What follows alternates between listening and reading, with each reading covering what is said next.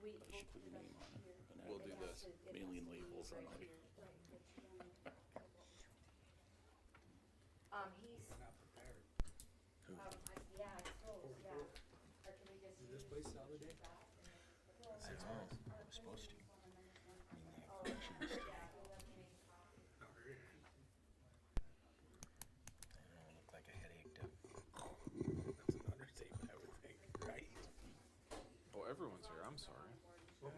I'm sorry. I didn't think everyone was going to be here. I feel bad.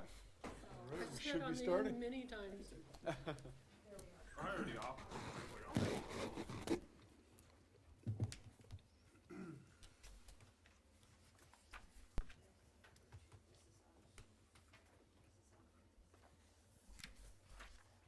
I wonder if these people were told 5:45.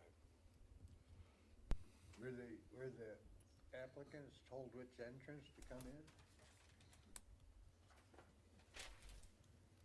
They've been here before, some of them. Are they locked out? No, it was green. It's not locked. Okay. It was Yeah, it green. came in. Yeah.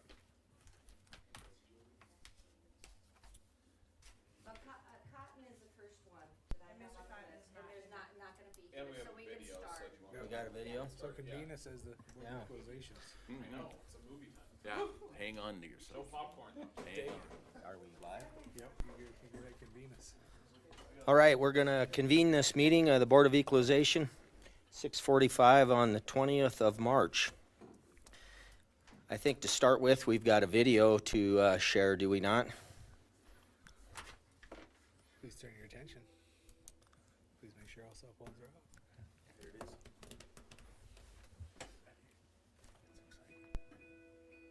Revenue. So there's a lot of misunderstanding about the role of assessors and how they affect the property tax that homeowners pay. When someone hears the term assessor, they seem to think of a scary figure reaching for their wallet. Not so. Assessors don't set tax rates. Assessors don't chase tax dollars. An assessor is interested in fairly determining property values, and they take great pride in it. Property tax is determined by a simple formula. Assessors only affect one of these variables, the value. And they do so with incredible accuracy. Assessors aren't tax collectors or even tax setters. They're just fellow taxpayers, and their primary goal is to make everything fair and equitable. Imagine that you're in a restaurant with two friends.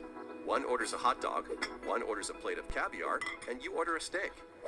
The waiter comes to the table with a total bill of $100, but he doesn't know how much each of you should pay. If everyone paid the same amount, the guy who ordered the caviar might be happy. But what about the guy who ordered the hot dog? Enter assessors. The food is your property. Just like these meals, some people's property is worth more than others. And it's the assessor's job to determine how much each property is worth. That's it. So in the same way the value of these menu items would need to be determined, an assessor places value on properties to ensure fairness and equity. After the assessor determines the value of each property, local governing bodies will set their budgets for the coming year. They set the tax rate in order to produce the dollars needed for their budgets. The value of a property does not affect the amount of property tax needed. The sum total of all those budgets is a set number that has to be divided up among all the property owners. So even if everyone's value was cut in half by the assessors, the tax rate will be raised in order to generate the same amount of tax revenue. The assessors don't determine the taxes you pay.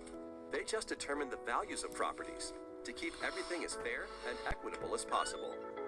When you notice a change in your property's assessed value, that change is the result of a never-ending quest for fairness and accuracy. Assessors are graded on their performance, so there is a detailed system to get accurate valuations. First, the assessor looks at similar properties that have sold, their sale prices, and the terms and conditions of each sale. That's the reason your home won't just be compared to the place next door. Studying things like square footage, age, and location helps assessors determine how comparable another property is to yours. Even seemingly small details, like an extra bathroom or finished basement, can result in significant differences in value in two otherwise identical homes. Assessors maintain a thorough database of real estate information to make this process as precise as possible. Changes in value are typically the result of local real estate market sales or major changes to a property. remodel a kitchen or finish your basement, and your property's value could increase. When you see your home's assessed value, you can rest assured that the number has not been drawn out of a hat, nor generated with anything but equity and accuracy in mind. Long story short, assessors are here to help, not trying to hinder. Their focus is accurate values, not tax collection. The only things an assessor chases are fairness and equity, and they take great pride in it.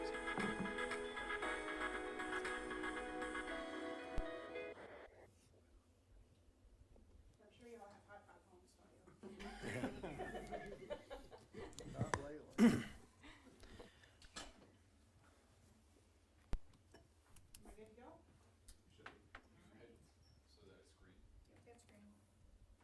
Oh, now it's green.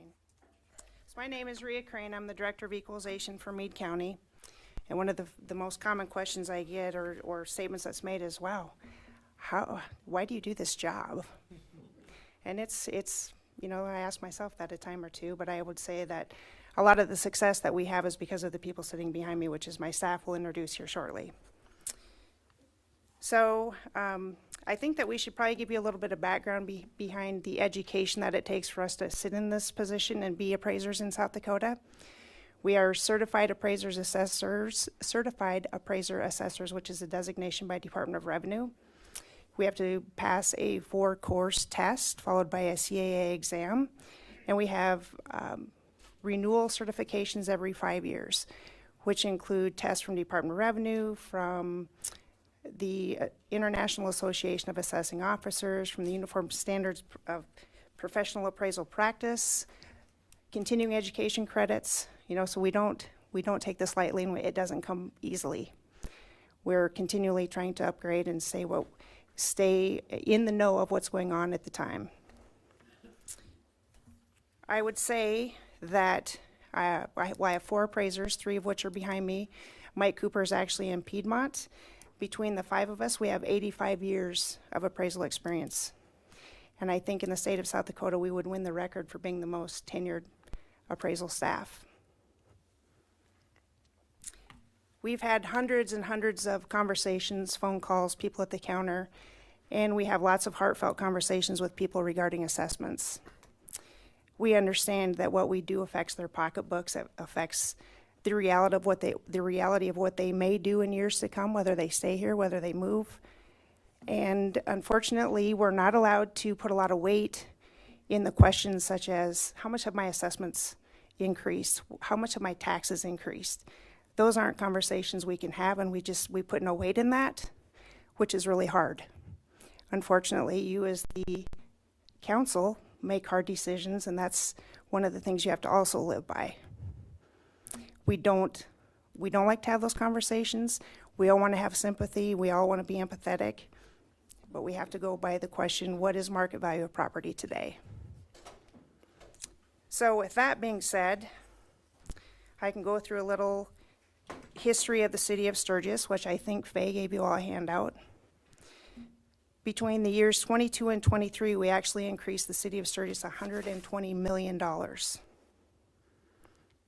We now have an estimated final value for 2023 of just under $740 million, which is a lot. You can see that we had 138 residential sales in 2023, and actually on this board in front of me, you'll see there's actually 210 total sales, which would include commercial properties, include vacant land sales. There's been a lot of movement, a lot of action in the city of Sturgis, which does make our job a little bit easier, even though the end result might not be what people actually want to see. Before we made any of the adjustments for the 2023 assessments, if we had used 2022 and compared them, 2022 sale prices compared to assessments before any adjustments, our sales ratio would have been 67%. Statutorily, we have to be at a minimum of 85 for non-ag properties countywide. After all the adjustments that we made in the city of Sturgis, we ended at 83.4%. So the good news for city of Sturgis is that we're actually a little bit lower than we should be. There's other parts of the county that are a little bit higher, so they carried us over that 85% factor, that 85% median. The ratio overall after all of our adjustments countywide is 85.3%. We are just over the minimum mark. So having seen that information, is there anything there that you have questions for that I can answer?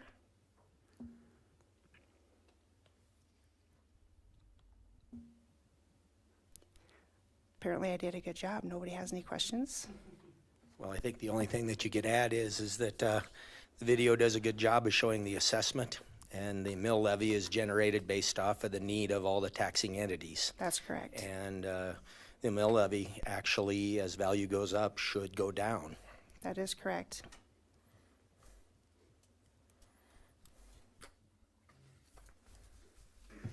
So if that's the case, nobody has any questions, then I think we'll bring Jill up. She can introduce herself and she can start this off.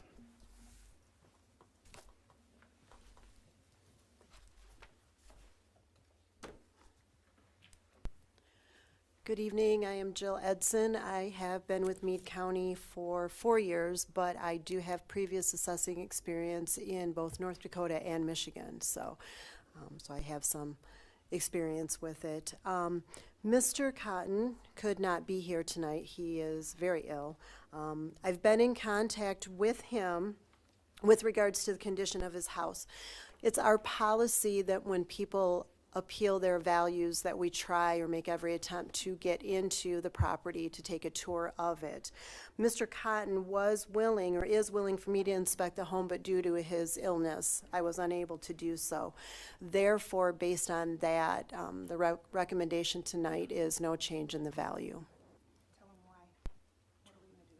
Oh, because we would like to move this forward to the county appeal process so that I am able to meet with him and actually go through the house and look at the condition of the house when he's feeling better, so.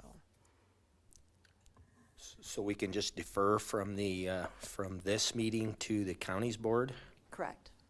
You actually have to make A no change recommendation. A no change recommendation? All right. Terry moved there. I'd second that motion to no change at this time. Very good. Is there any further discussion? Councilor, or I should say Board of Equalization Right. or other? All right, we'll call the question. All in favor say aye. Aye. Those opposed? Motion carries unanimously. We'll continue to item 1.2. Excuse me, that we did 1.2. We're at 1.3 at Kristin Sammons.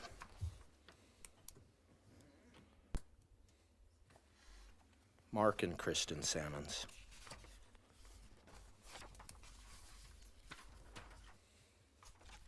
Hi, I'm Ray Blakeman. I'm an appraiser, a senior appraiser with Meade County. I've been with Meade County for 19 years. And the appeal in front of you is the property owned by Chris and Mark Sammons at 614 Weber Drive. It is currently assessed at $249,763. Looking at the comparables in Sammons neighborhood, at 1321 Nellie Street, little bit more square footage, a little more finished basement, larger garage, only 1.5 baths, sold for $263,500. Sale number 2 at 1312 Nellie Street is a little bit smaller in acreage, a little bit older, larger square footage. Other than that, pretty similar. Sold for $320,000. And the sale number 3 at 608 Weber Drive is again similar in age, a little bit larger square footage. Garage is a little bit bigger. Sold for $316,000. Based on these comparables, our recommendation is no change.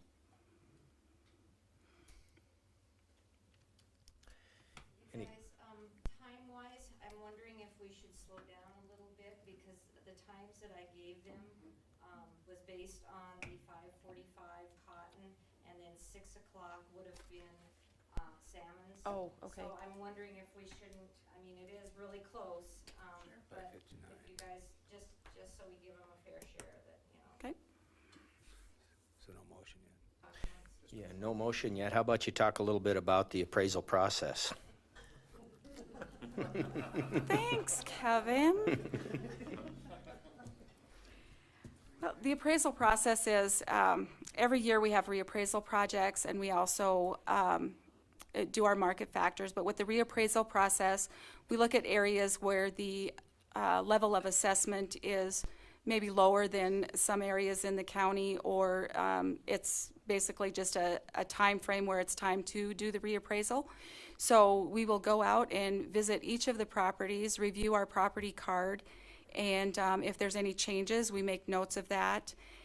When we get all of the field work done, then we begin our office work, and we sit in our office and review all of the properties, run them through our Marshall and Swift cost estimator program, and come up with our base values. And if there are any market adjustments that still need to be made before the assessments go out, then those are applied to the properties, and then it's assessment time.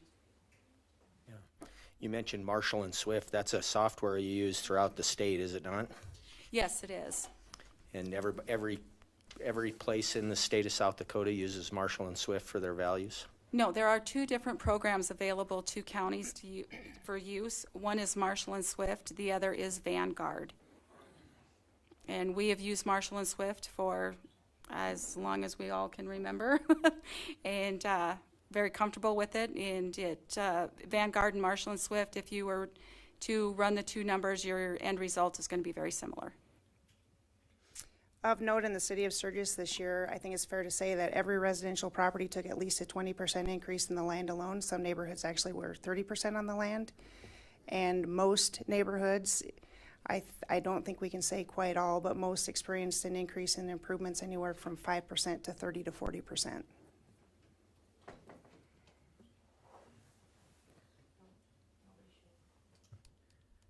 Good information, thank you. Do you think we've progressed far enough for the, I would think so. Usually they come early, you know what I mean? So, I would think we're fine. The next one is at 10 after. okay, so continuing discussion on the Sammons property. Is there any questions or discussion from the Board of Equalization?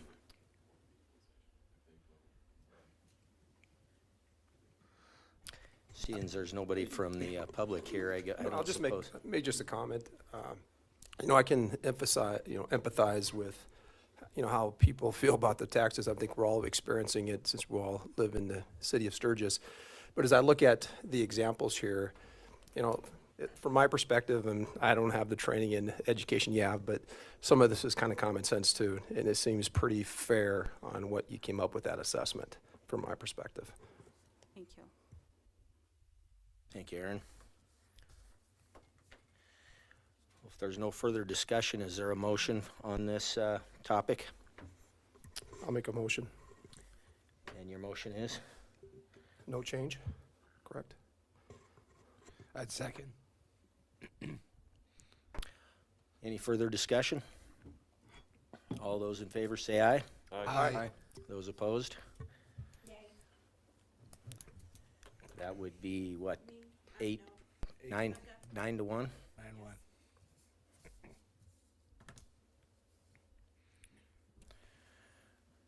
Okay, as we proceed on to the next agenda item, we need to hold for 10 minutes on that. Is that, I'd say they can talk about it. He'd be here. He'd be here early. Yeah, I think you can go on, yeah. I think it's best to wait. Sorry, you guys. Didn't have you caught, yeah. So what questions can you guys throw at us? Is this just for our own self-education here? Well, you have the assessments, and then you have, was it the equalization? The equalization factor? Yeah, how does that, The equalization factor is actually a number derived from Department of Revenue that grades us on how well we've done our job at being at the 85% median. Better get your microphone there. If we are over 85%, Department of Revenue gives us this fact. Oh, I'm sorry. Sorry. You probably said that and I didn't even hear you. If we are, could y'all hear what I just said? Okay. Department of Revenue then gives us an overall factor for all non-ag properties countywide to bring it down to an 85% level of assessment overall, from Faith to Blackhawk to Box Elder to, everywhere. So when you get your tax bill, you have that slightly adjusted number. That is what they're actually levying taxes on. Good question, actually. Well, just looking at, last several years, sometimes it seemed like the percentage is higher, and this last year was a little bit lower. I wasn't sure what the, So our goal has, for as long as I can remember, been to have a level of assessment at 92 to 93%. When we experienced these huge increases that we needed to make last year, we found at best, our hope was that if we did just the bare minimum and got over 85%, that things would kind of slow down and we could start making slight adjustments upwards. It hasn't slowed yet. So, and we're hopeful that at some point in time we will be back to that 92, 93%, but it may be a few years. You're saying sales haven't slowed? The number of sales have slowed at this point, but their purchase prices have not started to fall that we can see. So this may drive a future reassessment. Of course. Yeah. And one of the big questions that we had asked is what happens when this market does turn around, and if it starts to go backwards, we will react accordingly. We're just the tax people, the assessment people, I should say, and our job is to assess at market value. You all get to set the levies that come up with the tax bills. and that assessment's based on a snapshot in time. And then again, like you said, if property values do go down, you do another snapshot. If it's down, then that adjusts accordingly. That's correct. I think I'm pretty confident in saying in my 35 years here, I have yet to see that, but maybe there's a first. Well, we've never had such a huge increase, have we? I mean, and Never. you think about the last 24 months. Never.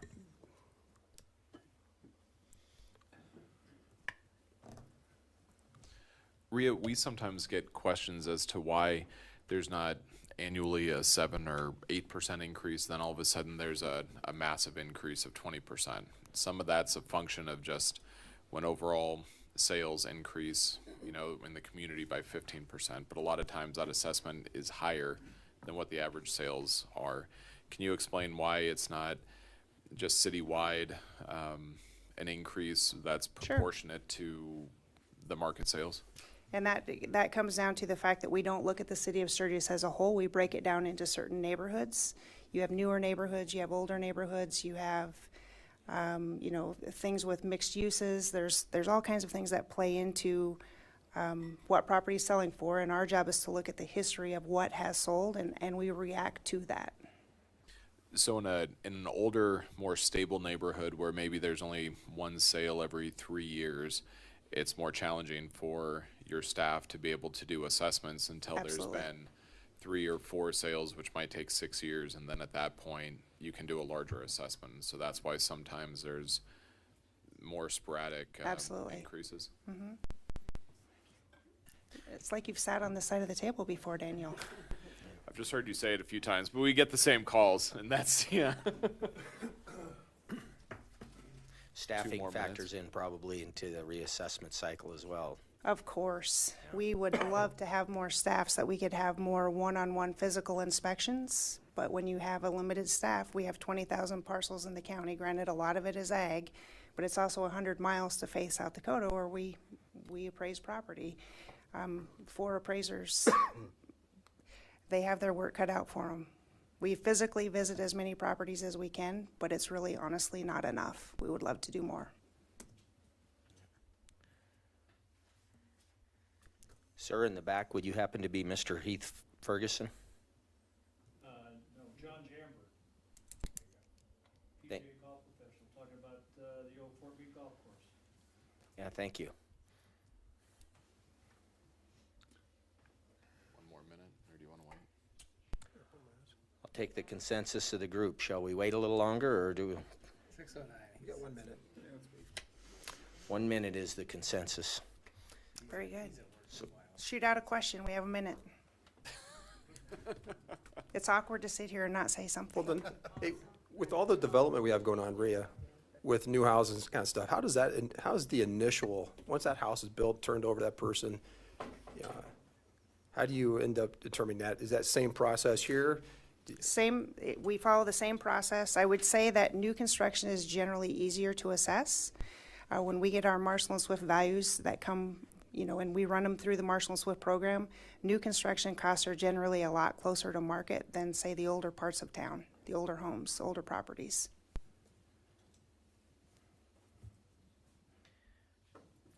Very good. I think we've waited long enough till Okay. 6:10. Is there any further discussion about,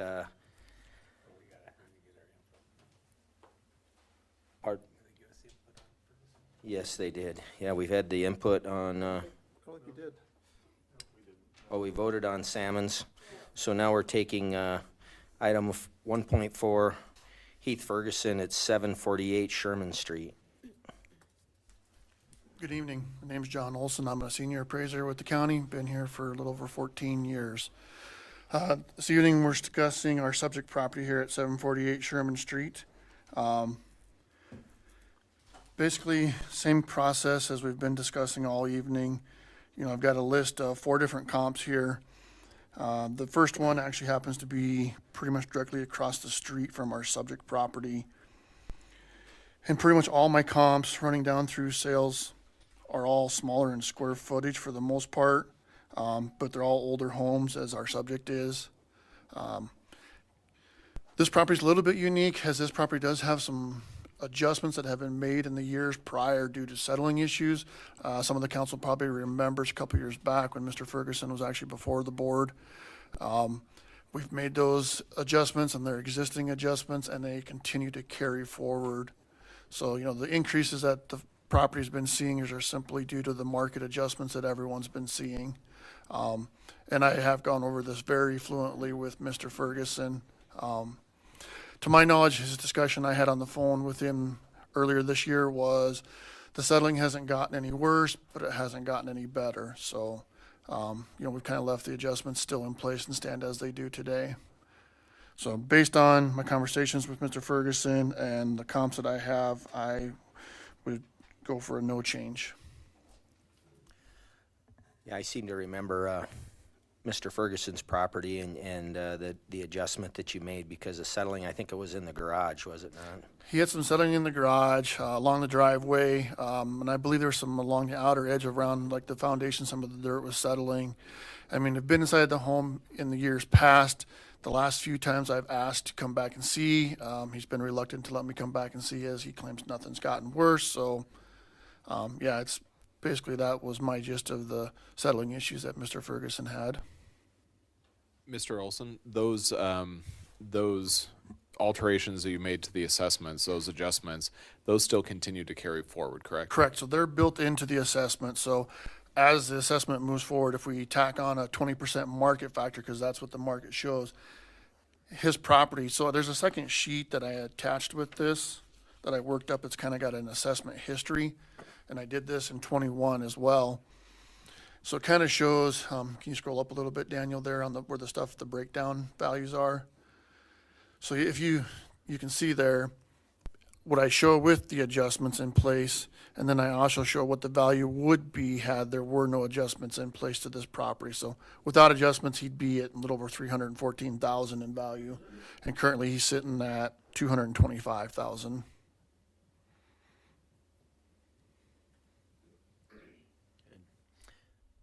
Thank you. Any other questions?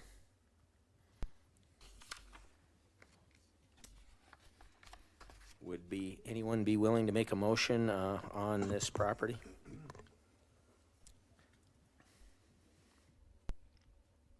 Can you go back to the comps, please? Thank you.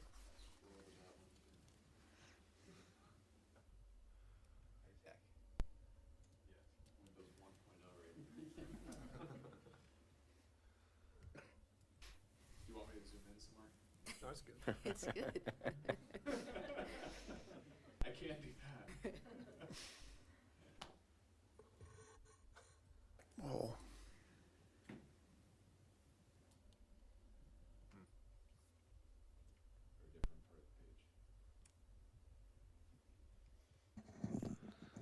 I'd move, I'd move on the no change recommendation for Mr. Ferguson. Second. We've got a first and second on the floor. Is there any further discussion? Hearing none, I'll call for the vote. All in favor of the motion, say aye. Aye. Those opposed? We are 9-1 again. Thank you.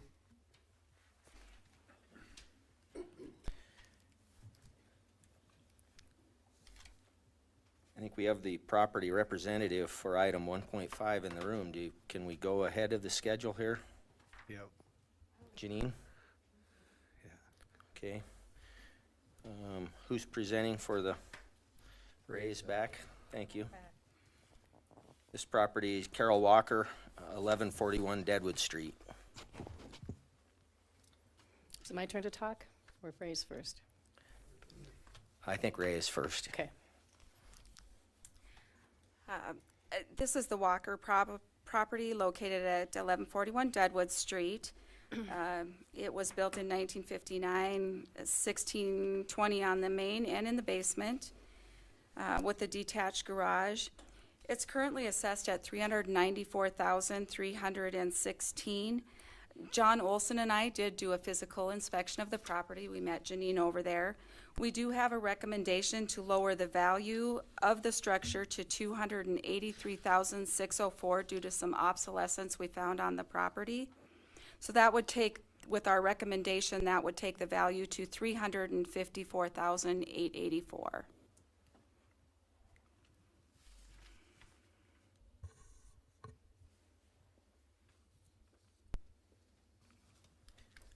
Anything else to add, Ray? Any questions on the comparables? This is a larger square footage house in Potter's, Potter's First, which is an older subdivision in town. Fairly large square footage for that area. So we did, our comparables were found on Baldwin Street, Fulton Street, and out in Murray.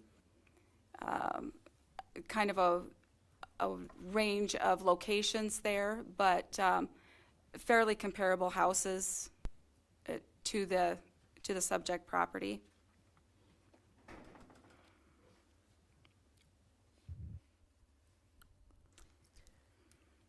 At the risk of me sounding not smart, can you tell me what obsolescence means? This obsolescence is when viewing the house, there are areas in the basement that with the furnace ducting, it's a lower basement ceiling to begin with, and then with furnace ducting, it just causes some areas that are maybe not as usable as others. And just kind of some of the layout, it just makes it a little bit more obsolete than some of the more modern construction. Thank you. You're welcome.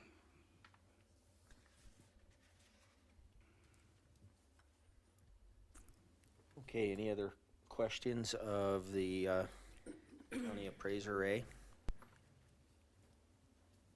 I think we have a representative of the property owner here, Janine Norstegard, correct? Janine Walker. Mm-hmm. Sorry. That's all right. Yeah. Thank you for coming and looking at the property. I'm doing this on behalf of my mother, who's 92 and fell and is in a nursing home, and our goal is to bring her home. And so when her reassessment came back at $394,000, being in the construction industry as well, to make the changes to my mother's home so it's handicapped accessible, it's probably going to be no less than $150,000 by the time we attach a garage and bring a shower upstairs. The wiring is all original, and so I would like to have it frozen at 306, which was the last assessment, and I'll do the paperwork. We're going to be pushing the timeline to get her taxes done by the 1st of April, but I'll do whatever paperwork we need to do. And the reason being is because being a real estate agent, I think a lot of these median prices have been based on the past 2 years of sales, which I called COVID craze. And things are leveling out quite a bit with interest rates going up, but I know the supply and demand is still what it is. And so I understand the formulas that have to be used that is fair to the community. But I guess what I'm asking for at this point is a little bit more time so that I can fill out the appropriate paperwork to freeze her taxes, because she is actually handicapped and elderly on a fixed income. And we want to do the needed improvements to the home so that she can live in it till she dies. That's her goal. And so she's in rehabilitation at this point, and we're hoping to bring her home within the next 3 months. Okay. I know that decision doesn't have to be made this evening, but I'm not exactly sure what we vote on this evening. If I agree to the new assessment that was given or recommended at $354, that's better than $394, but it still doesn't give us much room as far as the improvements needed for this home to make it handicapped accessible. It also needs a new sewer system too. We need to excavate and put in a new sewer line because that's original as well. And every other home in the neighborhood has had that done except my mother's. But with just her living there, you don't get the regurgitation as if there was 4 or 5 people living in the home. But when there are people there, we do get that problem. Okay, if, when we do these assessments, we are assessing them as of November 1st for the 2023 assessment, we look at the property as it sits November 1st, 2022. I appreciate that Janine wants to do improvements to the home to make it more handicapped accessible for her mother. However, we do have to take this as it sat November 1st. And so future remodel does not come into account in our assessments. The other thing that she's talking about is she's looking at the assessment freeze for the elderly and disabled. And that is a program, that's a state program. And there are income and assessment guidelines for the properties. Our office, the assessment value needs to be at or below 317.7. And for this home, our office just cannot make that recommendation to lower it to that value.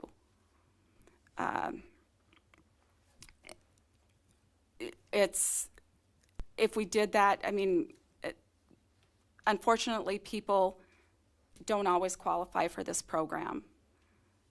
And they can be very close, but they still don't qualify for the program, either income-wise, assessment-wise, or both.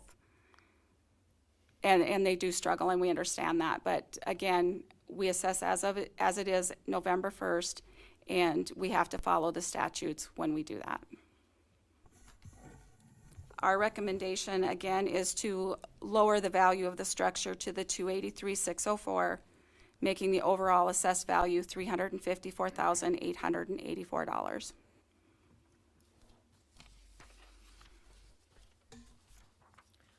Any discussion from the board here? Question is kind of clarify, if we agree to go ahead and lower it by the $50,000, does Janine still have the right to challenge it at the county? Absolutely, yes. Okay. Yeah, I realize it's a process. It doesn't get decided in one meeting. But I guess at least to get it to this point so I can do the appropriate paperwork for the county, I would appreciate that. Any further discussion about this this property? Yes, Mr. Chairman.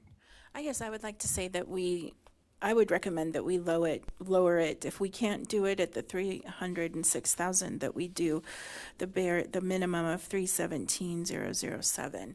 I think when you look at elderly or veterans in this community, they are a population, a demographic that deserve some tax relief, and if this body is able to give tax relief, then I think we should do it. So I would recommend the 317. Is that a motion? Yes, I move to change it to 317,007. Second. Okay, we've got a first and a second. Any further discussion on this item? I guess I was just looking at, are there unintended consequences? If we do this for one property, they meet the criteria of, what Becky, you were saying, for either being a veteran or elderly, handicap. Is that the intent then? I'm not sure. Maybe that's a question for you, Rhea. It seems like we're opening up. Yeah, my answer would be for yes, for everybody who could qualify for this, because ultimately, I would love to see the South Dakota legislature address this, and they had some bills this session. There was a House bill that went for veterans that would give them, I think, tax relief on the first $150,000 assessed value, and it was killed coming out of the taxation committee, and I think that's a travesty. And then there was property tax relief for elderly that also wasn't passed. So I guess when our legislature is failing to assist these populations that we have in the community that need it, then I think that we can step in and absolutely do something to help out. So yes, I would say my intent would be to help anyone who comes forward and says that there's a need. Sorry, I didn't mean to interrupt. If I can interject, there is currently for a veteran who is 100%, and this lowered the 100%, yes. This bill lowered it down to, I believe, 40%, 30, 70. Thank you. Yeah, but we do have that. We do have that in place. The assessment freeze is a great program for the elderly and disabled. Going in and doing the one property, it does create an inequality for those other folks who don't appeal, who could possibly come in and ask for their value to be lowered also. I completely understand your feelings, Ms. Zerbst, but we do have to watch for equality within our office. I have another question. If she gets the freeze, if we pass and it gets the freeze, and the improvements are made, is it still stuck at the freeze? No, the No. improvements will change it. Yes, that will. And I don't have a problem because the intent is to make the improvements in the future. And then that will change the status of that particular property, correct? Yes, if she makes the improvements, then the assessment would reflect that. Even if there's a freeze? Yes. So freeze is only an annual freeze? Yes. Okay. Procedurally, it goes to the county for the next step. You'd mentioned, Ray, that you would not be able to recommend that amount and feel that it's being fair across the board. What happens at the county's equalization board? I mean, is that the recommendation from the assessor's office and say this cannot be? My recommendation at county level would be the same recommendation that I have placed in front of the board here. I have a question, going back to figuring out the value, where Janine mentioned that the sewer wasn't updated on that property. Does that count for anything when you're doing your appraisals? We would take that somewhat into account, and I believe it was somewhat addressed with the obsolescence because she did let us know that. But I do know there are other areas in town that do have the older sewer also. I mean, other folks still have that, and not being aware of exactly where it would be, but I believe there is still some of the older sewer in other areas of town also. So you do factor that in yeah. sometimes? Okay. Any further discussion?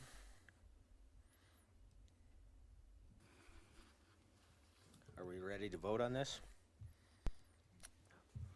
All those in favor of the motion of setting the value at $317,700, is that correct? I think I said 007.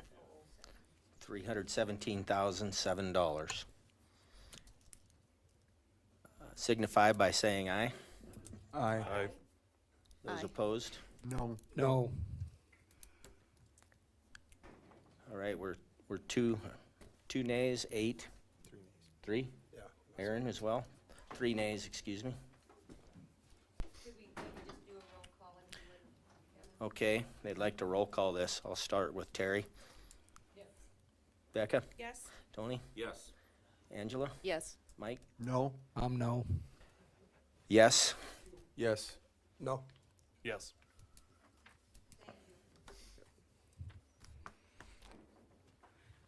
So may I ask that the adjustment be placed on the structure? So we need a second motion to place that adjustment on the structure alone? Is that what the direction is?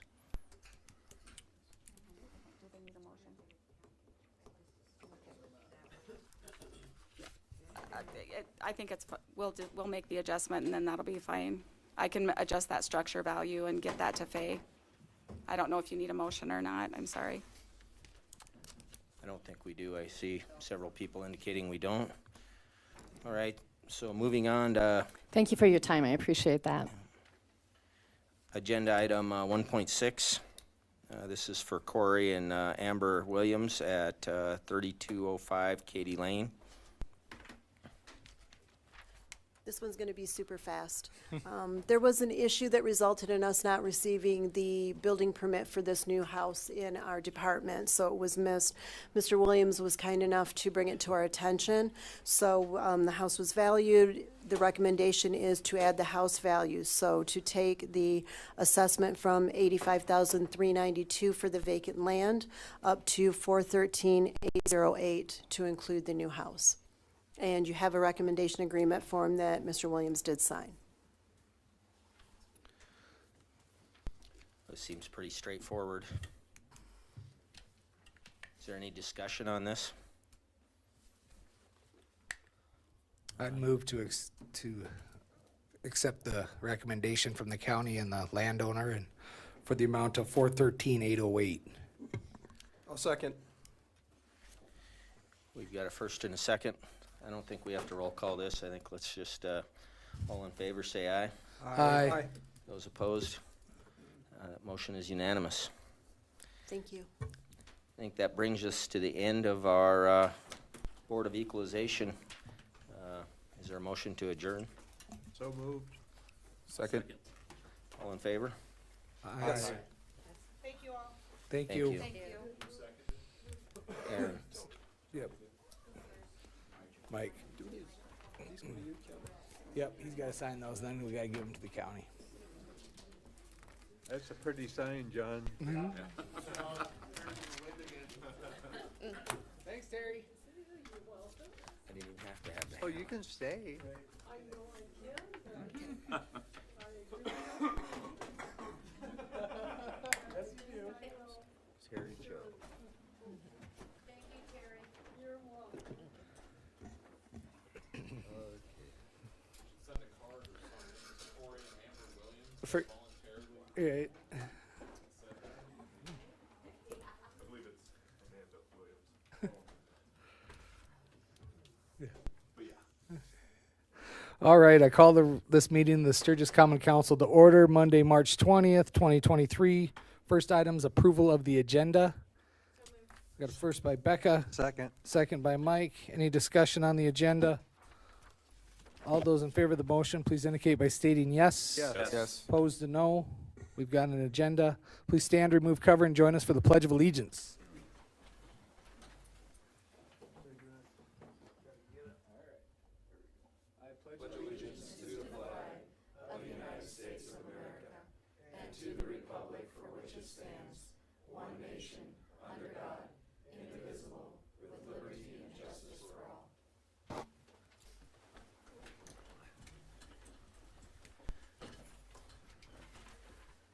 Next item is informational reports. Nothing included in this meeting's agenda. Brings us to announcements and praise. I'm going to take a moment and pray if you want to join me. Heavenly Father, we just thank you for the ability to come before you in prayer. We thank you for the ability to meet. We praise your name. We pray that your strength and comfort is for all those that face challenges. We all face challenges, and we just know leaning into you is the answer, and we just count our blessings. In Jesus' name we pray. Amen. Item 7 is counselors. Whoop, I got 2 notes here I forgot about. Chamber Community Showcase is this Wednesday from 4 to 8 at the Community Center. Also at the Community Center for Sunday is the Kiwanis Food Supper or Soup Supper. And then Monday is the Alliance of Churches Potato Feed.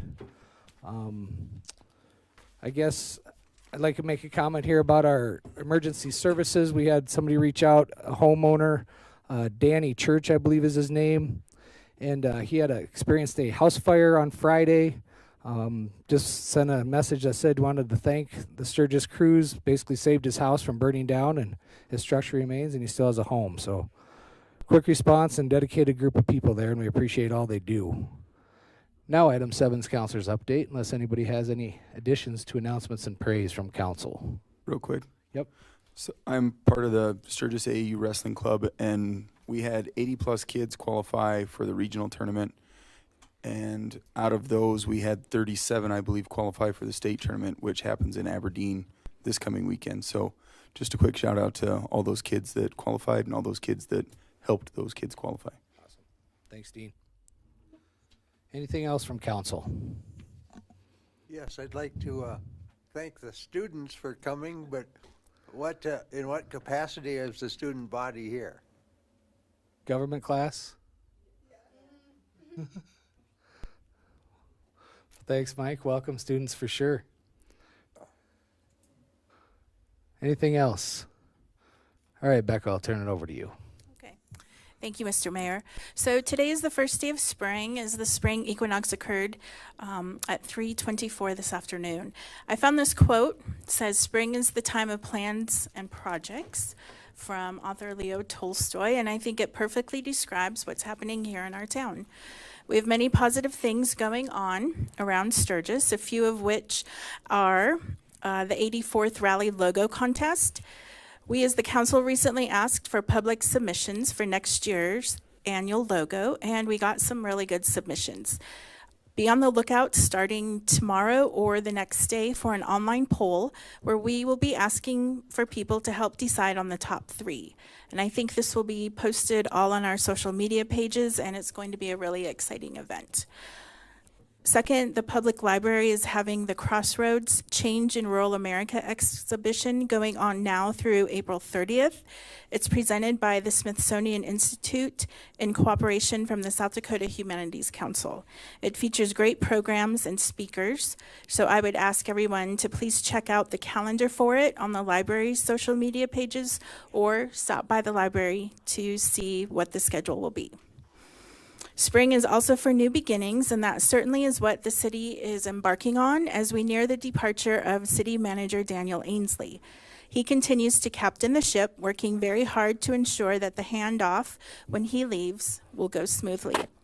We have a transition team in place that includes 6 senior-level city staff members whose decades of experience and leadership will keep our city moving forward. We have updated our council goals with the team, and Daniel will be speaking on that more in just a little bit. But I want to say that I personally have the utmost confidence that this city and our team will continue to see positive, productive work coming out of City Hall. Thank you. Thank you, Becca. Item 8 is City Manager's Report, so turn it over to you, Daniel. Thank you very much, Mr. Mayor.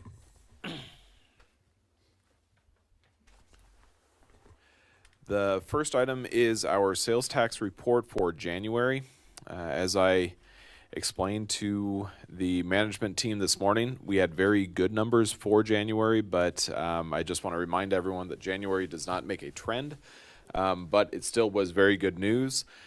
January of 23 compared to January of 22, we were up 11%, and that's in the general 2% sales tax. Last year, January represented 6% of total sales tax for the year, so it's significant, but it's not a huge portion. The adopted 23 budget assumes a total collection of sales tax that's actually 4.4% lower than our current trend. So we are looking quite good, but before you can really see if that's a trend, you need to wait about 4 or 5 months. Then in the tourism or the triple B sales tax, that is actually up 17.5% compared to January of 22. So we had a fantastic January in all of our tourism-related sales in 22, and we are anticipating in the budget a sales tax collection that's actually 13.1% lower than the current trend. Again, January is not necessarily indicative of an entire trend for the entire year, but we did have a very strong January. Unless there are any questions on the sales tax report, I'll move on. All right. Question. Sorry. Daniel, Yes. on the slide, that's actual that month, correct? Yes. So even 23 is even better than 21 when we were really knocking things out Yes, of the park. absolutely. Okay. This chart right here that you see, that every month when this report is prepared, it's actually for the total sales tax collection thus far in that year. So since it's January, it's just for the month of January. But when you see this report, and I imagine Faye will provide it to you next month at this time, it will be for January and February. But yes, we're trending better than we ever have, which is fantastic news. Mhm. Any other questions? Moving on to the council priorities update. As I'm sure all the council members recall, back in October, I believe, the council set in place a number of goals, both ordinance revisions as well as non-ordinance goals that they set as a priority for the 22 to 23 time period, those 12 months. And given some of the changes that will be occurring at City Hall, we did look through and kind of prioritized those priorities that have actually been completed already, or priorities that are in process, or priorities that are going to be on hold. And again, that's just a recognition that there's only so much staff time available, and given some of the changes and additional workload, some items just have to be on hold because there's no one left to necessarily complete those. With that, there is one new priority that's a non-ordinance, and that's the recruitment of a new executive officer. That was placed there at the request of our administrative services director. But with that being said, going through, you can see several items that the staff will not be working on for the next several months, simply because there's not sufficient time to be able to do so. I do have yes. a comment on, and totally understand, right now we're kind of got our sleeves rolled up and making things work here for the next 6 to 8, 9 months. But on the comprehensive plan, we had been looking at having the Black Hills Council of Local Governments. I'm not sure what, how busy they are. I know they had committed, to kind of start this process. And it seemed at that time, when I listened to that brief, that they were kind of taking most of the actions, visiting with stakeholders and whatnot, just kind of understand our current environment, and then we start looking strategically out into the future. Is that something that we can continue, at least, if not maybe in 10th gear, but maybe in second or third gear with that, with them? Because this is a long process. I know the county's been doing theirs for some time. I'm not sure exactly when they began, but my assumption, it seemed like it's been over a year for that product to be worked out, and the same people that we had looked at doing our comprehensive plan and kind of facilitating this plan are the same ones that do in Meade County. So again, just a comment, maybe a discussion on, is it possible to continue at least moving the ball forward, maybe not as fast as what we intended, but at least kind of start moving on this, because we've been talking about it for a couple of years now. Mr. Mayor, if I could ask both our Public Works Director, Rick Bush, as well as our Director of Planning and Permitting, Dave Smith, to come forward to address that item. And I think the reason why Rick is, he was really the staff lead last time when this was done back in 09 or 10. Just if you guys could give some insight as to what the staff involvement would be in this sort of process, and whether or not you believe over the next several months that it would be something you'd be able to work on. Well, I think for, I guess on my part of it, and having been an integral part of the one that was done in 2009, even when we hired a professional engineering firm to do it, there was still a tremendous amount of staff level time involved in it.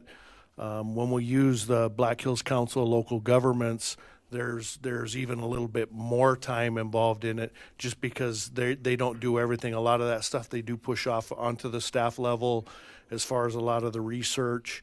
When it comes to all the planning and the review, the review of ordinances and utilities, and so we can certainly move forward with it, but it is a big time involvement process. And maybe the thing to do is not completely shut it down, but just to slide it and delay it a little bit, because it is quite an undertaking all the way around everything. I mean, the comprehensive plan touches every aspect of the community and every aspect of the services that we provide. Not only just water, sewer, or garbage, but police services and like I said, our ordinances, our planning and permitting, bike paths and plans. So it does touch a lot of various, just about every department within the city will have some part in it. And for most of us, especially the 6 of us that are on the management team, that will be an additional workload on us to complete that, because a lot of what we do will become a part of it. So I don't disagree. I think that we can continue to move forward, but I do think that we probably need to slow it down a little bit. Yeah, thanks, Rick. No, I can appreciate that. Maybe an opportunity to talk with that council a little bit. And, some of the things they were going to do is kind of stakeholders, and not the city staff necessarily. That was one of the stakeholders, but also kind of engaging with our population. And so there might be some opportunities to kind of start that conversation, that kind of get some input from the people that we represent and kind of where we're at, kind of what that vision is. That in itself is kind of moving the ball forward. And then obviously the things that are going to take the city staff kind of roll their sleeve up and put all the data together. Yeah, that probably stuff's going to have to maybe wait for a little bit while.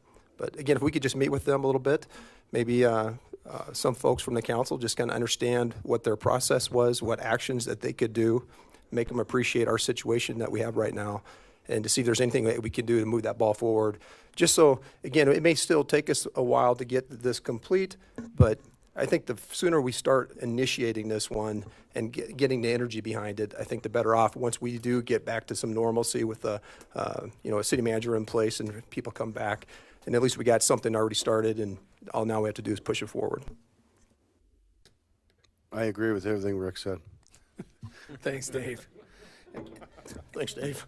And I'd like to just add to the discussion that's already been had is no council action out of this report to us and to the public, but simply the fact that I don't think any of the red ones are done. I just think that it's a timing thing, and we just, where we can, we need to push forward, and we need to keep the thing moving forward. So agreed with what's all been said for sure. Any further discussion on that? Back to you, Mr. Ainsley. Thank you very much. So we'll change the color to some whatever is in between red and yellow. Orange. Is that orange? There you go. So that'll be an orange color then. I was never good at art. It's my wife's realm. Other than that, we have payroll, some quick changes, and that's it, unless there are any questions. Any questions from council for Daniel? Thank you, sir. Brings us to item 9, consider consent agenda. We have 9.1 through 9.7 tonight. Does council wish to remove any of those items and discuss them individually? How about anybody in the public on the consent calendar? Wish to remove any of those items? Is there a motion? So moved. Is that to accept the consent Yes, calendar? sorry. First by Preston. I'll second. We got a second by Tony and a third by Becca. Any last discussion? All those in favor of the motion, please indicate by stating yes. Yes. Opposed to no. Please note unanimous for the roll call. Brings us to public hearings, approval of the claims. Item 10, questions, comments, concerns on the claims from council. Just shy of $1 million. Anything from the public on the claims? Is there a motion on the claims? Motion to approve. Got a first by Dean, Second. second by Mike. Any last discussion? I think a lot of the items in the claims are insurance related this round. Right. It's always expensive. Always expensive to protect ourselves. Yes, it is. For the first and a second on the floor, no further discussion. All those in favor of the motion to accept the claims, please indicate by stating yes. Yes. Yes. Opposed to no. Please note that unanimous for the roll call. Also, item 11, we actually can adjourn the meeting of, we recess the meeting of the Sturgis Common Council, and we coming to as the Board of Adjustments for variances on use on review and other administrative appeals. So we are now convened as a Board of Adjustment for the following agenda item. 11.2, it's a consideration of second reading to approve a zoning variance for a coffee kiosk, and Mr. Smith's already here, so over to you, Dave. So the item before you came before you at the last city council meeting. This is the second reading of a variance, zoning variance request from Tammy Iverson, who wants to put a third coffee kiosk up out at the Kickstart out on Highway 34. This will be her third location, and the other two are also operating under a zoning variance request. If there's nothing has changed since the last time I presented this report. So unless you want me to read the whole thing back in. Any questions for Dave on second reading? Public comments, questions, concerns? Zoning variance takes 2 readings. Is there a motion to do so? Well, on behalf of all drinkers driving west on 34, I recommend we approve. We got a first by Aaron. The second. Got a second. Yeah. Got a second by Kevin. Any last discussion? Public or council? None being heard. All those in favor of the motion, please indicate by stating yes. Yes. Opposed to no. That motion carries. Thank you. Thanks, Dave. 11.3 is to adjourn the Board of Adjustments and resume the Common Council meeting. Item 12 is public hearings. 12.1 is consideration to approve Music on Main activities. Tammy's coming forward for a slew of agenda items, so turn 12.1 over to you at this point, Tammy. Thank you, everyone. My name is Tammy Even Cordell. I'm the Director of Rally and Events. I'm asking that we approve the Music on Main event for the street closures and lifting of open container. This will be the 7th year of the Music on Main, and I believe it'll be the 3rd year for the open container. I think it's 3. Yeah. I don't know if you guys want me to read through it. I think you guys are capable of reading, but we have a positive feedback. It's good for the community. It's the same road closures that we used last year. Last year we did not utilize it all the way to 3rd Street. I'm not sure I will again this year, but I want the option because we do have more bouncy events that I could use. Do I have any questions? Questions, comments, concerns from council concerning the street closure and lifting of open container? How about public input? Mr. Mayor? Yes. Just a question. Does Chief have any comments or concerns about open container this year? We've been slowly addressing it. We've had some. Chief will get you a microphone. Sorry.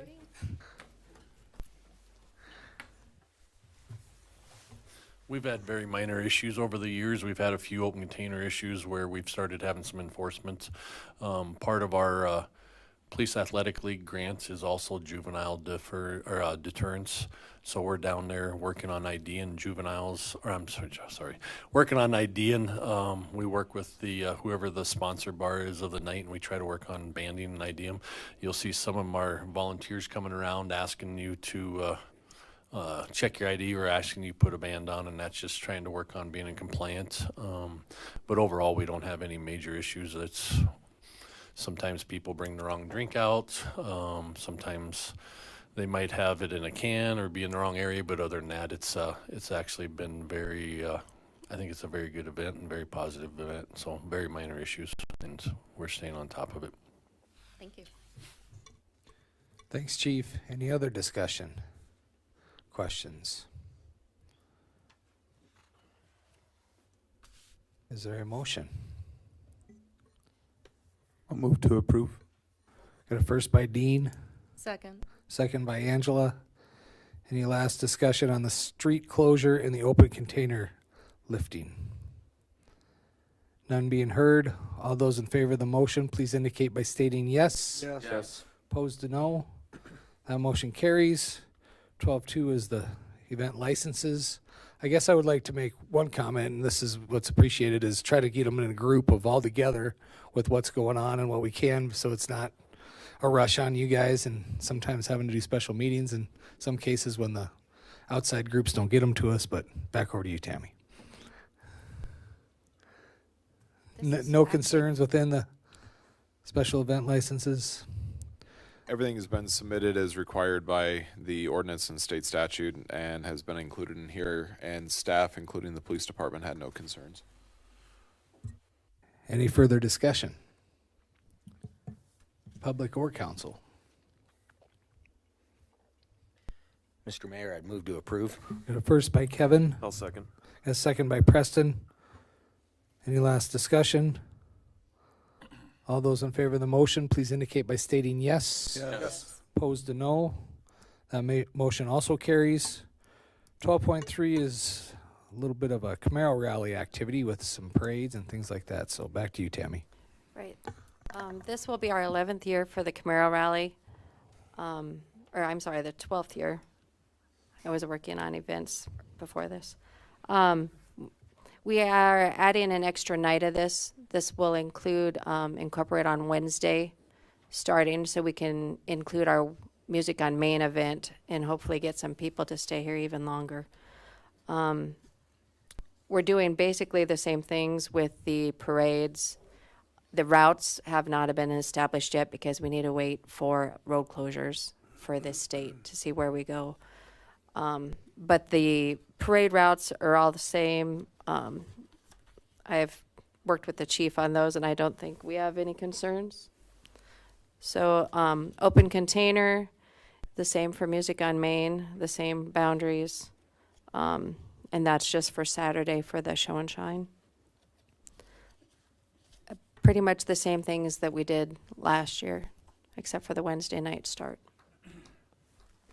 Do we have any questions?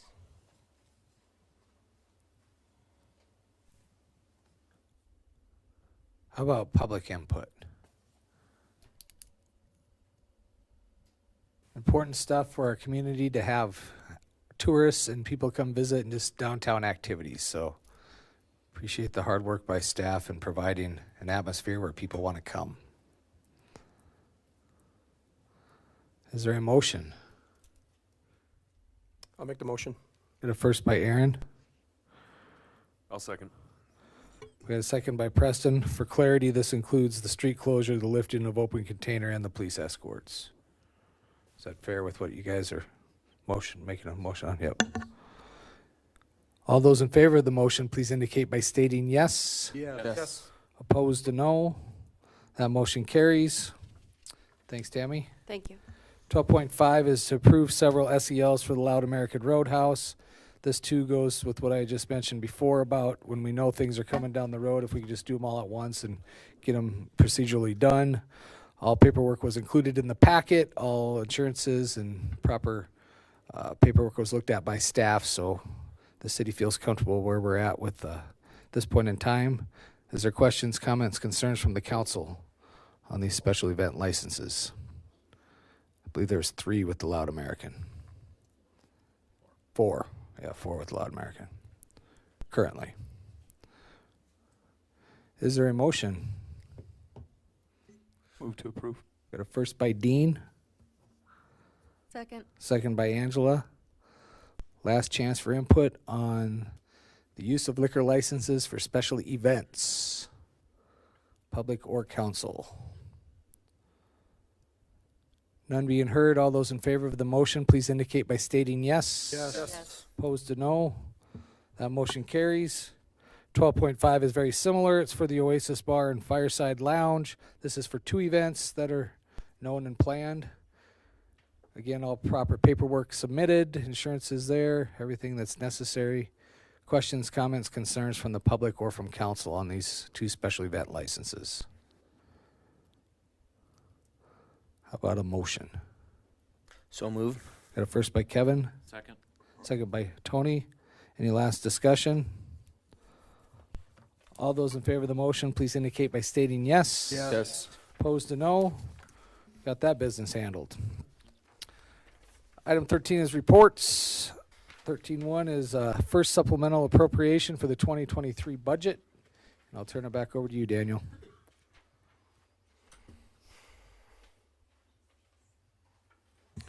Thank you very much, Mr. Mayor. There are several different items that were not originally anticipated when the 2023 budget was adopted back in September of 2022. And so with that, we are asking for a supplemental appropriation. Just to remind everyone, it does not mean that the city does not have finances for it. It just means that in the adopted budget that there was not budgetary authority to expense those funds necessary. One is for $15,000 into our finance department. That would allow us to purchase the accounts payable module. That has been something we have been implementing. It is going to reduce the total staff labor by more than 30% to do our accounts payable function. That would be a significant savings for our labor long term, and so that is something we are looking forward to fully implementing so that we can automate that process.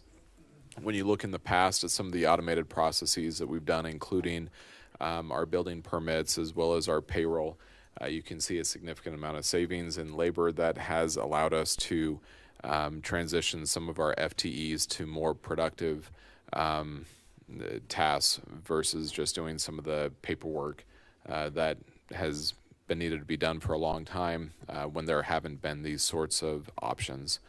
The next is for the rally department for $300,000. That is to purchase additional merchandise for resale. We do have money already in our budget for that, but if you look at the amount of merchandise that is being purchased and sold online as well as at partner retailers, the amount of money that we have allocated will not be sufficient. We will run through that probably by June, and so this is an effort that we have to try to get more of the 83rd official mark as well as the Winged S logo out so that more tourists are able to find merchandise with that.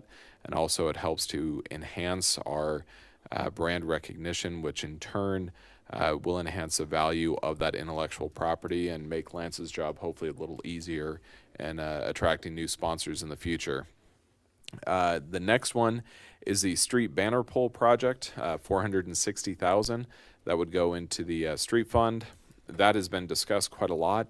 That was actually a supplemental in the 2022 budget, and the council did authorize a bid for that and awarded a contract for that contractor late last year. However, the contractor did not begin until this year, so that money was never spent last year, and so essentially you're just carrying that money forward to this year.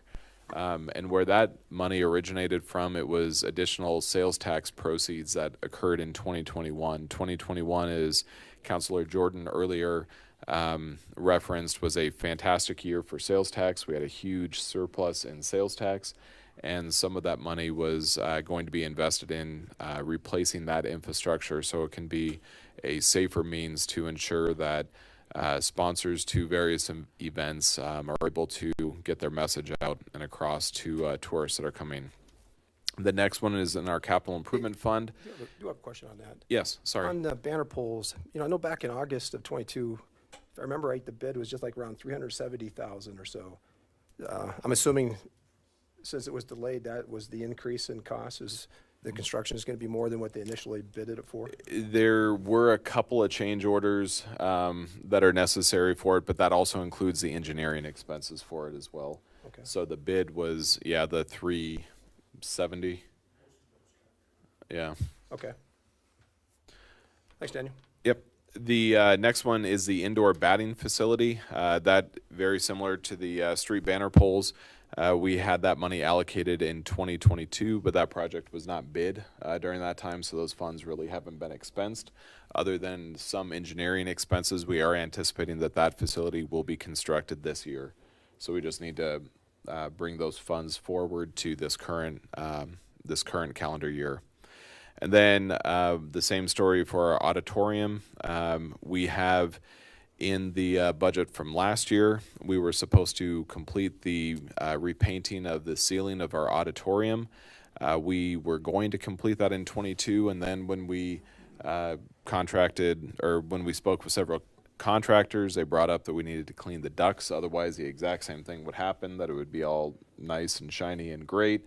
We'd turn on the heater or air conditioner and blow out all the stuff that's in our ducts out onto the clean paint. So they said clean out the ducting work.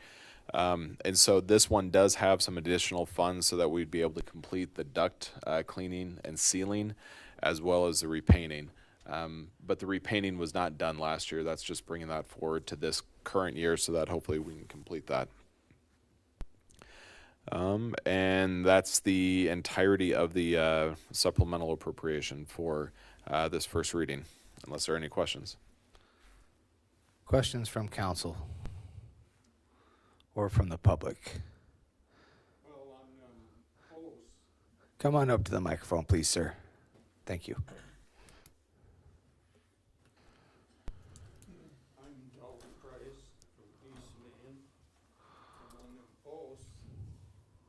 A person's taxes go up $600, and the person on Social Security will be taxed right out of his house, and then they dump money into a bunch of posts like that, just like throwing money in the garbage can.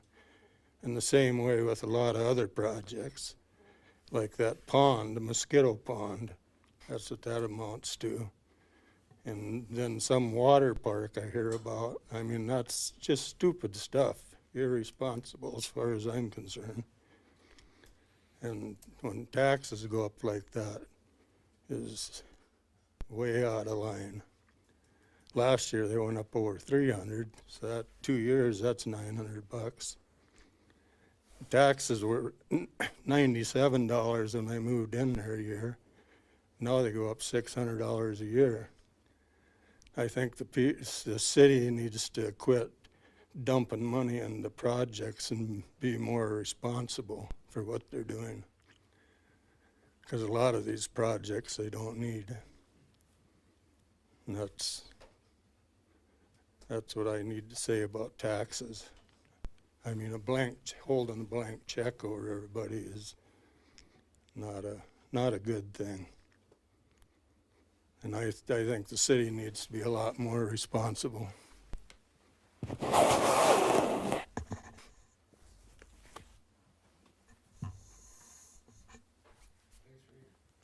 Thanks for your input, Mr. Price. Any other discussion on first reading, public or council?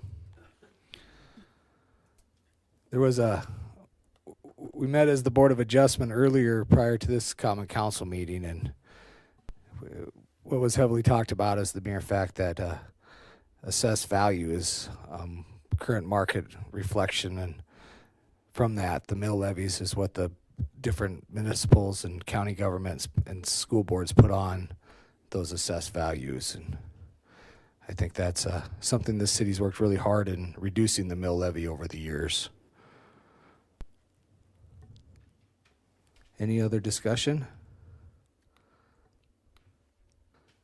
Is there a motion on this first reading? I make the motion to approve. Got a first by Aaron. Second by Beka. Any last discussion? All those in favor of motion of the first reading of supplemental appropriation ordinance 2023-02, please indicate by stating yes. Yes. Opposed to no. Please note unanimous for the roll call, Faye. Item 13.2 is a professional service agreement with SEDC. Back to you, Daniel. Thank you very much, Mr. Mayor. This is our annual agreement with the Sturgis Economic Development Corporation, SEDC. SEDC is the primary means by which the city seeks to enhance and increase our local economy here.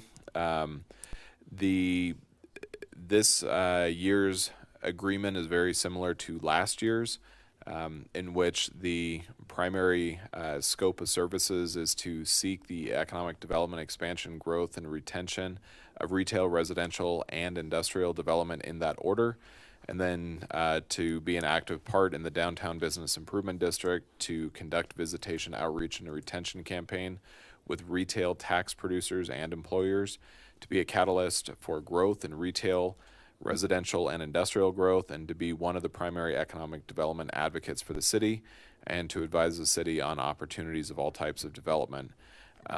With that, the city would be providing throughout this year through both some of our utility revenue as well as our tourism tax revenue, $135,000 to SEDC to help fund their operations. And this has been approved by the SEDC Board of Directors, I think, last week. Amanda, have anything to add? We cover it well. You were just up here the meeting ago or so. Questions, comment, concerns from the council on this professional services agreement? How about public input? Is there a motion? I move to approve the services agreement with SEDC. Got a first by Beka, Second. second by Dean. Any last discussion, public or council? None being heard. All those in favor of the motion, please indicate by stating yes. Yes. Opposed to no. That motion carries. 13.3 is similar with another one of our partners. So back over to you, Daniel. Thank you very much, Mr. Mayor. And I neglected to bring up that the SEDC contract as well as the Chamber of Commerce contract is really a product of a probably 5-month-long process in which Councilor Zerbst was very involved. That was a collaboration between the Downtown Foundation, SEDC, and the Chamber to try to align the contracts and make sure that everyone was essentially working together to reach a very similar goal. And the group still met again today and will continue to meet together on a monthly basis. And there's a very detailed list of agenda items that they want to accomplish each and every month. But in regards to the Chamber, very similar again to last year. The various different services. This one is longer than SEDC, so I will not read everything if that's okay. I should have thought of that before I started reading all of SEDC's scope of services, but suffice it to say that the Chamber is committing to do an awful lot of work on behalf of the community itself, and in exchange, the city will be providing $135,000 to the Chamber, of which $20,000 is dedicated solely towards various different local community events. The Chamber makes a recommendation to the council on how to expense that $20,000, and then the council distributes that $20,000 to local events that occur within the city limits. I'd be happy to answer any questions. Anything to add, Veronica? Same offer. Appreciate you coming. Questions, comment, concerns, council? On this contract with the Chamber? Move to approve. Got a first by Mike, Second. second by Preston. Any last discussion, public or council? All those in favor of the motion, please indicate by stating yes. Yes. Opposed to no. Got an 8 and then 1 no vote on there. Kevin stepped out. Item 13.4 is consideration to approve first reading of ordinance 2023-3. This is Title 7, and I'll turn it over to you, Mr. Miller. Thank you, Mr. Mayor. I'm covering for Mr. Marshall on this one today because Mr. Marshall's been tasked with updating Title 7 to match a lot of the recommendations coming from the City Manager Committee. The proposed recommendations, ordinance revisions in front of you today are primarily geared at shifting the appointment authority from the city manager to the mayor and the council in general. A lot of these recommendations fall in the authority provided under statute. SDCL 910-7 provides the powers and duties of a mayor underneath the city manager in conjunction with the city manager. As one part of that, the mayor has such further authority to perform such further duties as may be presented by the ordinance resolution, not consistent with this chapter. As part of a lot of the appointment authority underneath the, say like the park, Under STCL 93810, generally, that's pretty wide open on who may appoint the park members or park board. Under planning, a lot of it's SDCL 11411. It's commonly the governing body that appoints planning commission. And there's varying other, like the library board, generally it's the governing body. And like the public improvement district, normally it's the mayor with advice from council or with the approval from the governing body. So there's a lot of statutes that generally this ordinance is shifting to be in line with. And I believe underneath the statutes, there's authority to shift the appointment of board members to the mayor and council within that. The staff's recommendation is to approve Mr. Marshall's proposed changes, revisions. Thanks, Eric. Any questions for Mr. Miller? I do have a question. Go ahead, Aaron. On, under 707.0802, the establishment and composition, it talks about the Sturgis Planning Zoning Commission consists of 7 members appointed by the mayor. When we did the report 2 weeks ago, that was by the mayor with consent. I was wondering if they got confused with the municipality utilities board. I know that one is specific to the mayor, but this one was, again, the last report was consistent with what we had talked about, and that subcommittee was having that by the Advice and consent was right the on verbiage. that particular Yep. planning and zoning. So that was one thing I saw different from last report. Was there a motion with that, with the adjustment? Yeah, I'd make a motion to approve with that adjustment going back to what that report was. The Sturgis City Planning Zoning Commission consists of 7 members appointed by the mayor with advice and consent by the council as provided, We have a first by Aaron with a slight adjustment. I'll second. We have a second by Tony. Further discussion on this first reading by council? I do have one other. Go ahead.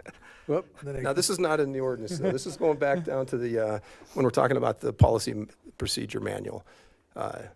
It's in this report. It was in the report that we had 2 weeks ago. Is that something that whatever we vote on this report, does that all get codified into that policy and procedures manual? Procedurally talking, annually, we accept that policy procedures manual. I think it's staff's intent to make sure that stays in line with ordinances and actions by the council. Yeah, the only thing I saw different, and again, we never have come to a conclusion on this, and it's probably an open question, was when Mr. Marshall was talking about not serving on external committees, like the Kiwanis or some of those other types of boards and commissions, but the ones that we send representation to, like the charities or SEDC. We talked about the person that's on those, represents the city on those boards, commissions, and councils would not be a voting member. It was on the report 2 weeks ago, but this time it's not. Again, we never have really kind of dug that one down and really figure out what we really wanted to do and what the issues were or concerns, other than just some kind of high-level discussions. I envision that being further discussions down the road and digging into it deeper before actual action is taken on those specific. And to be quite frank, I don't even know if it requires council action. I think it makes sense to bring it to the public forum and have that discussion. But I think included with these changes does not dive into that can of worms at this point in time. Yeah, and my comment is not a pro or against. Right, just that we had it. I just want some clarity. Yep. Thanks. Yep. Anything from the public on first reading of Title VII changes?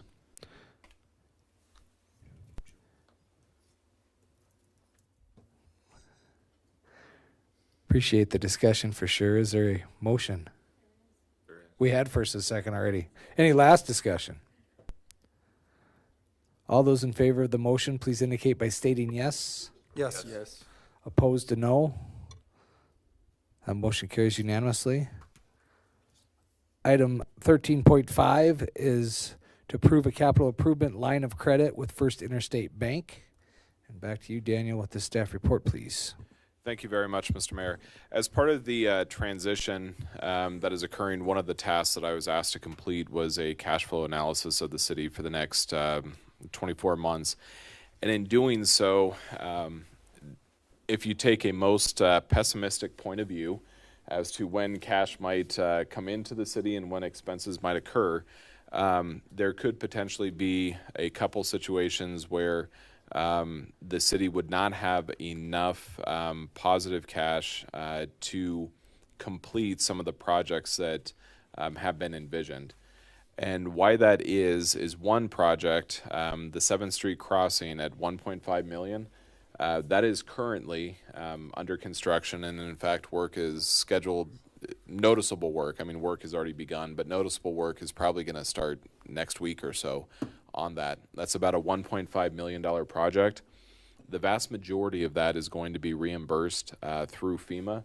However, experience has shown that occasionally FEMA is fairly quickly in getting reimbursements to the city. Other times it can take over 3 years.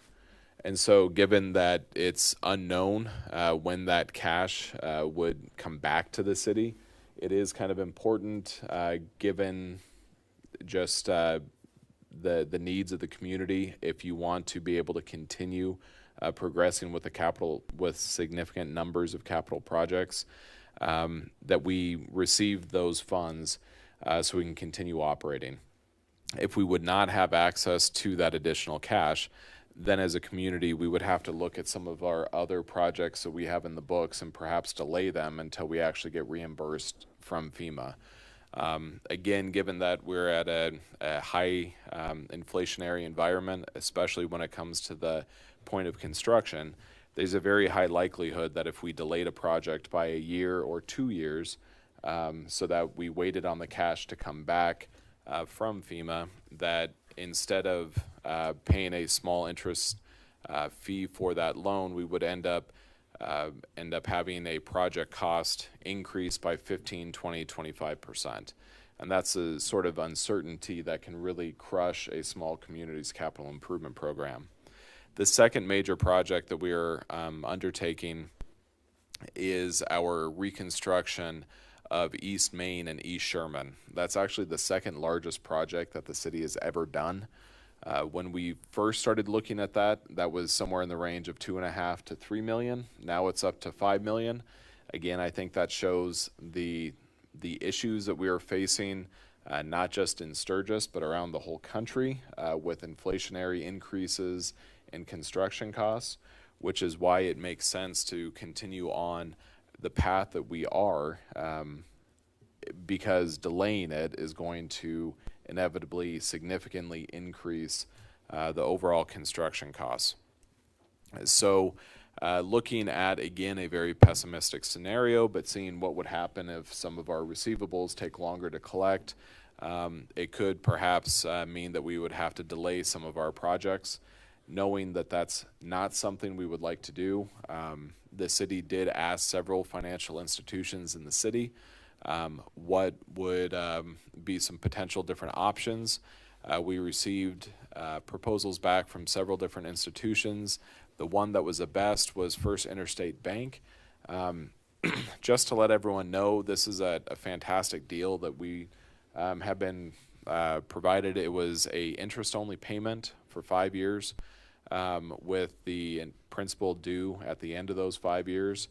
And it's also at a fixed rate of 5.01%. Given the significant variability in interest rates, actually not variability, increasing costs of interest rates, being able to lock that in for 5 years is very attractive for us as a community. It also provides you the greatest amount of flexibility in determining whether or not to pursue various different projects.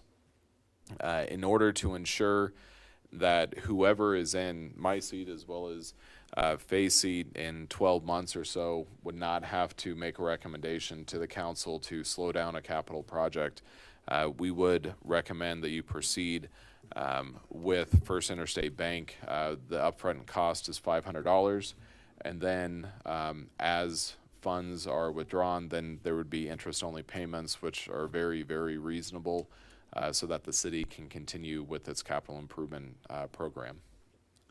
I'd be happy to answer any questions that the council might have. Just to reiterate what you stated, Daniel, I mean, if we did use this money, it would be down the road, and there's a possibility that we don't have to touch this money, so the city would have $500 to secure our cash flow for the next 3 major projects and 18 months, basically, so along with the 5 years that we have it for, have the option for it. Questions, comments, concerns from council? Sounds like a really good deal to me. Is that a motion, Mike? Motion to approve. Got a first by Mike. Got a second by Becca. I was hoping there'd be some naysayers there. Well, they can still speak. Any input? Public or council? Questions, comments, concerns? It's $3 million. For $500.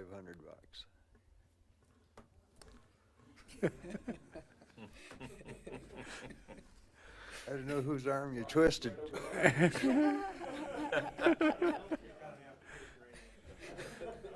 Any further discussion on this proposed action by the city council? I do have a comment. Go ahead. You know, obviously, looking at our infrastructure right now and what we need to do with projects, that's a pretty good deal. As you kind of pointed out, Mr. Mayor, if we don't have to use it, all we paid was $500 to secure that. But if we need it, we have the money available at a very favorable rate. I guess the only concern I have is that, you know, when we're making decisions like this, it would be nice to have discussions on this, you know, well before.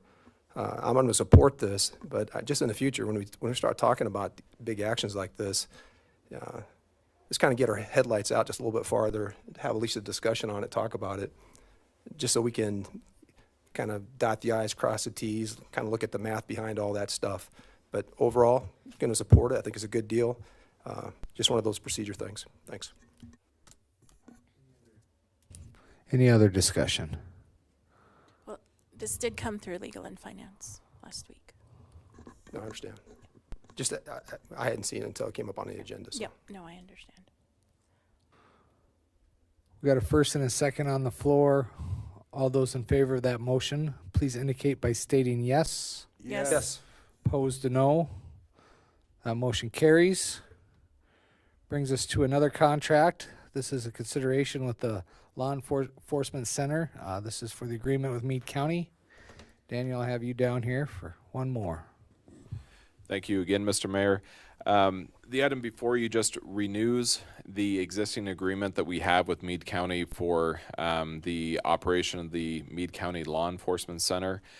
The city occupies approximately 20% of the square footage of the building, and so how the agreement lays out is that all various operational costs are split 80% to the county and 20% to the city, with the exception of mutually used common areas. Those are split 50-50 between the county and the city. The calculated responsibility of the city is about $3,000 per month for the janitorial services. Those are provided right now by the county, and the city provides reimbursement monthly, I think, to the county. That would be increased annually based on whatever the COLA and the step grade increase that's granted by the county. So in other words, if it's a 3% COLA and a 4% step, then it would increase by 7%. So then it would be just over $3,200 for the next year. This was an item that was included in the 2023 Police Department budget. It's in line there, and overall it does save the taxpayers money by allowing the city and county as often as possible to share services and to jointly try to administer various services. We have similar agreements for dispatch and also for various different things with the ambulance service, and so this continues on that long process that the county and city have had of trying to work together whenever possible to reduce overall costs for the taxpayers. The agreement has been approved by by Meade County and has been signed by the sheriff, and is within budget, and the staff would recommend approval. Questions for Daniel from council? What was the monthly increase in the overall contract? Sorry, I don't know. Less than 10%, I would imagine. I'm sorry, Mike, I don't That's remember. okay. Seems like we're getting a pretty good deal there too. Yeah, I don't think the chief has any concerns with it, and yeah, it's a good deal overall. Any other discussion, public or council? Move to approve. Got a first by Mike, Second. second by Angela. Any last discussion? All those in favor to approve the contract with the LEC, please indicate by stating yes. Yes. Opposed to no. That motion carries. 13.7 is another contract with the county. I got Chief down for this. Are you all right with that, Chief? You've been waiting all night. You're taking Rick's spot. I've already been warned to make it quick, so I'm going to read through this real quick for you. But up tonight's consideration for you to approve the professional service agreements with Meade County Sheriff's Office on providing the ambulance providing medical service to the jail. Some of the background is it's an effort to provide cost-effective service delivering residents within Meade County and City of Sturgis. Both government agencies seek to work together cooperatively whenever possible. This is included in joint funding of the dispatch services, the joint use and funding of law enforcement center, and the joint use of the Sturgis Animal Shelter in an effort to provide the cost-effective services to residents of the city and county. City's ambulance service provided limited medical service to Meade County Jail since the 2015. Down below is kind of some of the different services that they provide. I'm sure most of you guys are aware of this. We've discussed the negotiated compensation for the services of $87,500 for the 2023 calendar contract. I do believe there's some potential for new negotiations in the coming years, but as of now, we'd like to move forward and have this approved and signed by Daniel and Faye to close out 2023 here. And I'll have any questions. I can try to answer them if you'd like. So. Appreciate your work on this for sure, Chief. It's necessary to have these contracts and to have good partners and save for the taxpayers what's all been talked about for sure. Questions from the council? Public input on this agreement with the county. I guess historically speaking, years ago, there used to be a nurse that was paid for by the county, and that was not very cost effective as far as what is done now. So Yeah, I do believe they get a better bang for their buck here. Yep. Any further discussion? How about a motion? Motion to approve. We got a first by Preston. Second. Second by Mike. Second and a half by Dean. Any last discussion on the motion to approve this contract? None being heard. All those in favor of the motion, please indicate by stating yes. Yes. Opposed to no. That motion carries. Thanks, Chief, again. Item 14 is other matters that may become before the council. Non-agenda items, a brief amount of time to discuss things. No action can happen because they're not agenda items. Council have anything to add tonight? None being heard from the council. How about from the public? I know John is here to speak, so we'll put you on the spot up here, sir.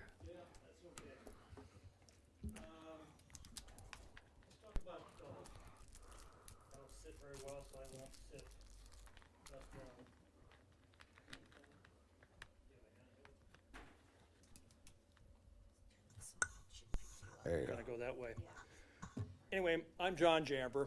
I'm a PGA golf professional, living back in Sturgis for the last 20 years. I started playing golf out at Fort Meade. hence the reason why I'm here.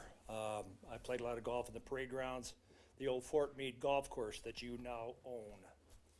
I would like to start mowing that this spring before the grass gets hip high, offering free golf for a lot of people.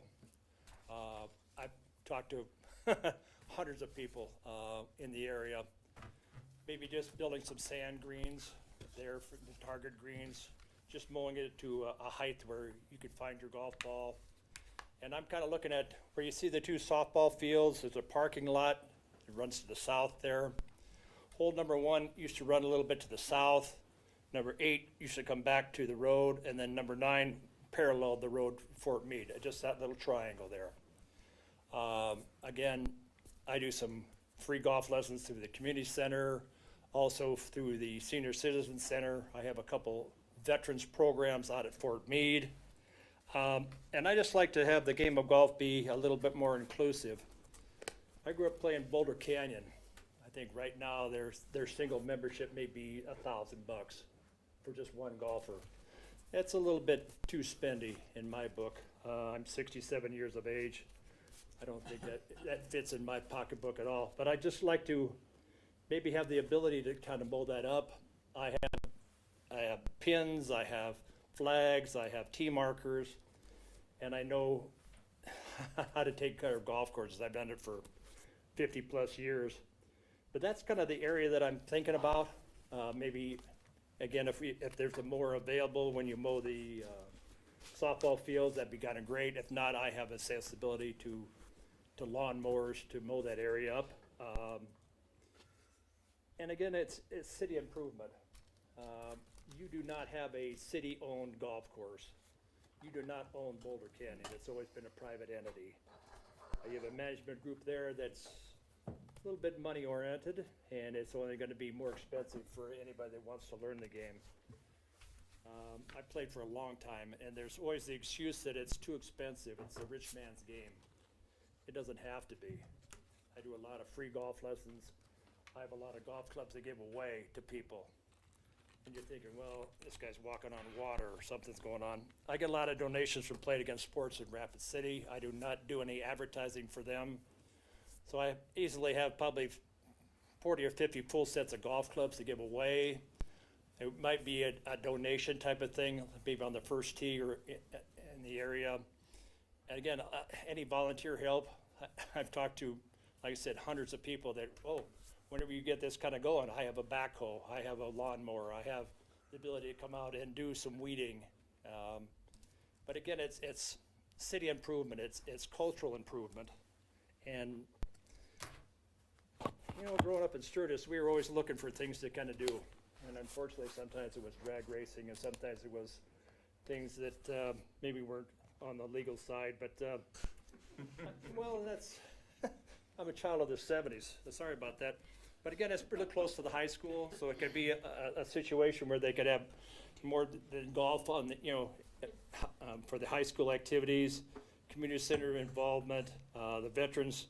Like I said, I do a veterans program there, so they could transition from indoor lessons to outside there, volunteer labor.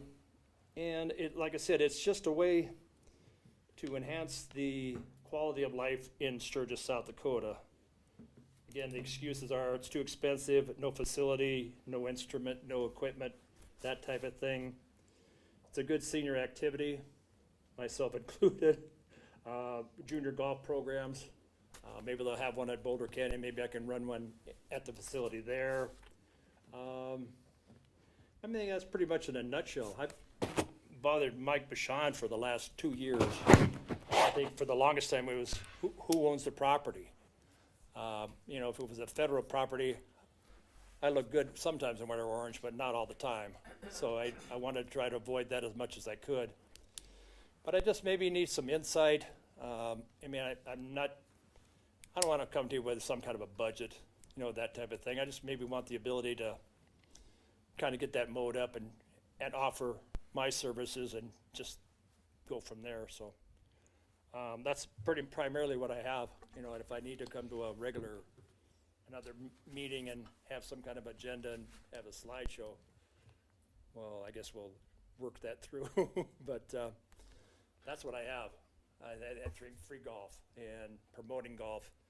And again, you're not looking at a lot of that. I mean, of course, the city water landslide or park facility is a spendy program, but this isn't going to be a spendy program for anybody. So, questions, answers, or why am I here? Any of that? Appreciate it, Mr. Chambers, and stay in touch. We'll do that. see what works through. I mean, And I have a couple of teaching books if anybody wants me to autograph one and give one. thank you. How about any other matters before the council from the public tonight? Civics class really wants to talk, I can tell.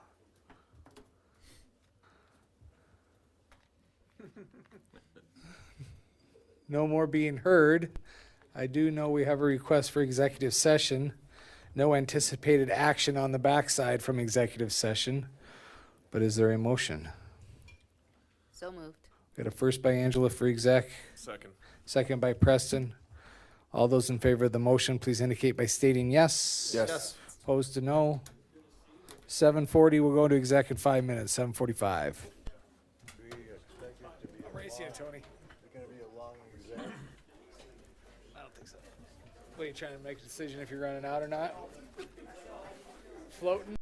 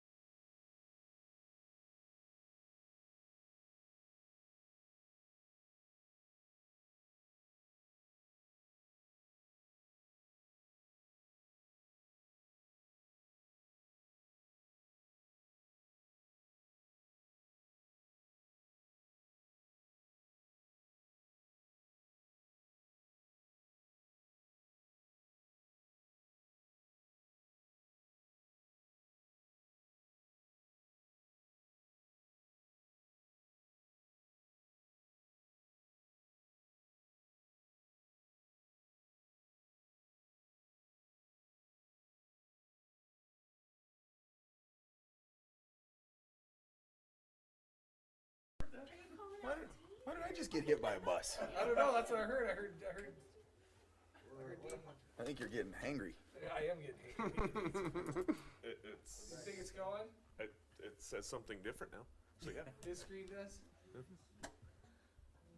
I don't see See anything. anything live yet, Tony? He said be patient.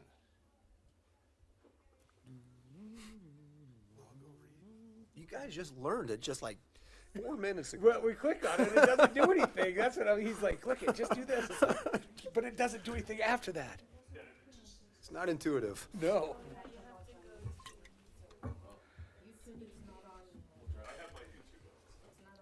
We weren't broadcasting to. Right, true, exact. We didn't the whole time? Tonight. Dang it, it's happened too much.